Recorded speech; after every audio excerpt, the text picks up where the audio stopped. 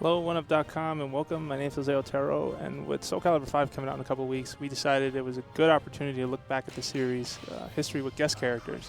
So we're going to start with Spawn. Spawn came about from a partnership with Mark McFarlane, Todd McFarlane, the comic artist, and who had his own company at the time. And actually, there were two characters that McFarlane put together, but only Spawn showed up on the Xbox version. Necrid showed up across all versions of the game. And Spawn's default weapon, as you can see, is an axe called the Agony, which fits in with the character itself.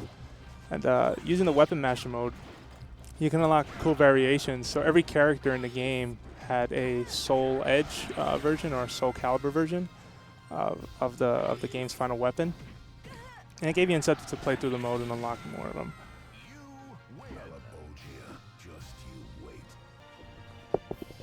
So part of the Soulcalibur 2 group of special characters was Hachi. A strange choice, but also kind of interesting because technically, well, Hachi comes from the Tekken series, and Tekken already has a crossover character that didn't really qualify, I guess, as a crossover character in Yoshimitsu. But Hachi is one of the few fighters that's ever appeared in Soulcalibur that doesn't have a weapon. His weapon is his arm guards, which glow from time to time while you're fighting. And surprisingly, a lot of his moves carried over from the, or not surprising, from the Tekken series. So you see a lot of his either elbows or uppercuts, which he's known for. In Weapon Master mode, you unlock variations on his arm guards, which were kind of cool and added a lot of replay value to the character. Interestingly enough, the Harada character for Soulcalibur 5 could be based on Hachi. Specifically because Harada has said himself that that's probably the one character he identifies with the most. And he doesn't appear to have a weapon in any of the screenshots that we've seen for Soulcalibur 5.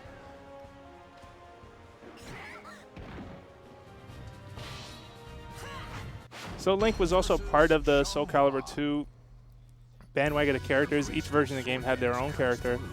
Link fit pretty well and had all of his weapons from the Zelda series of games. And it was kind of interesting because his sword and shield would change according to the weapons that you'd unlock in Weapon Master mode. So you could eventually get a hammer. You get the mirror shield from the series as well. And he also uses bombs and arrows. Well, maybe to a better effect than that. If you look at his animations too, they happen to stick in some of like the upward stab and downward stab as well, showing that Namco does understand. So the idea, or at least this game being the first one with guest characters, that Namco understood the concept and that a character that appears from another game, that they should treat it sort of reverently. And you see that in Hachi too. He doesn't have an equivalent of the spin attack, or at least not one that you'll see. Something like that probably fits more of the spin attack than anything.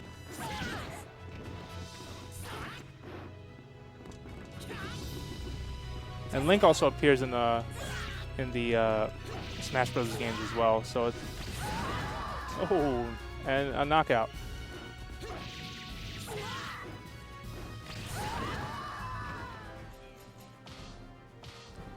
So the fourth Ezio in the Soulcalibur series brought a really strange crossover in a Star Wars crossover. One that saw three characters from an upcoming title from LucasArts called The Force Unleashed in Soulcalibur, and it's really the weirdest crossover of its time. Beginning with Starkiller, which is the title character of The Force Unleashed. I will eliminate you. It sort of worked out as a co-marketing deal with LucasArts and Namco, since both had games coming out at the time. And it was a great way to show off Starkiller's kind of brutality around the same time that the Force Unleashed action game was coming out. So it fit really well, and it may have led to future crossover experiments later in the series, specifically the one for PSP.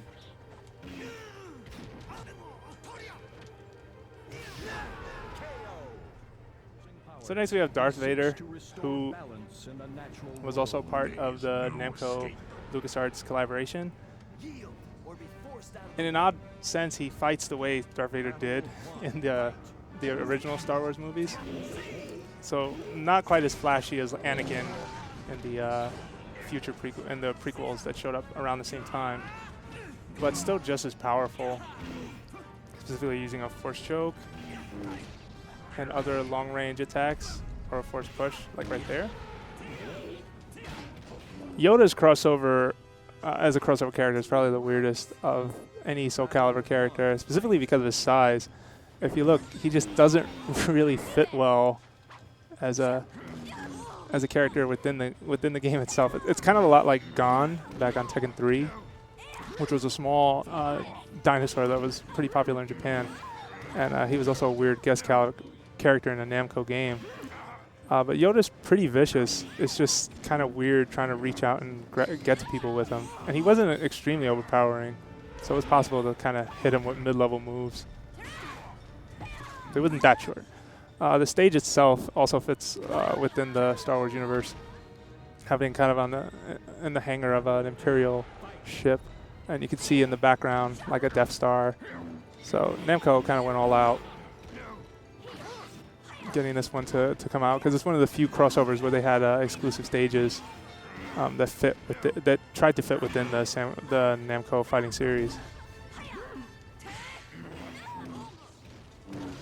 Kind of ridiculous when you look at it, because one of the things is when a character in Soulcalibur blocks, the fact that they can block a lightsaber from any of the 3 Jedi characters just doesn't fit with what we all grew up knowing about Star Wars in general.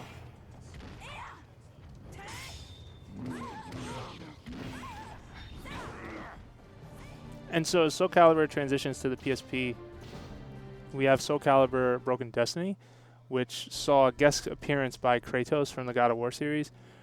Kratos specifically has a lot of the moves that you'd expect from the God of War games, which kind of fits with Team Soul's, I guess, design philosophy when they're handling guest characters, is they manage to capture a lot of the essence of what makes those characters really cool. That's something that we've seen Nintendo do with Smash Brothers, but it's something that Namco's been doing for some time, at least each time that they handle a guest character within their games. So if you notice, obviously Kratos also kind of fits really well because of sort of his vicious nature and the fact that he uses these chain whips. They change the name almost changes with every game, so I'm sure Matt Leone could correct me since he's the God of War expert around here. But a lot of Kratos' moves, even the Icarus wings that were in God of War 2, make an appearance in this one as well. So our last character in the look back at Soulcalibur guest characters is the recent Ezio Auditore.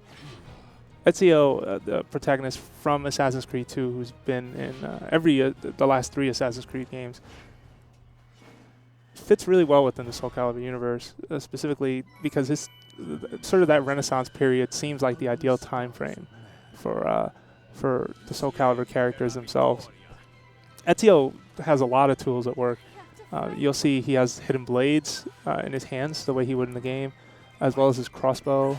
So all of his swords, he's able to use them all. And he has like weird, like stealthy sort of assassinations, whatnot. Hidden gun as an unblockable attack.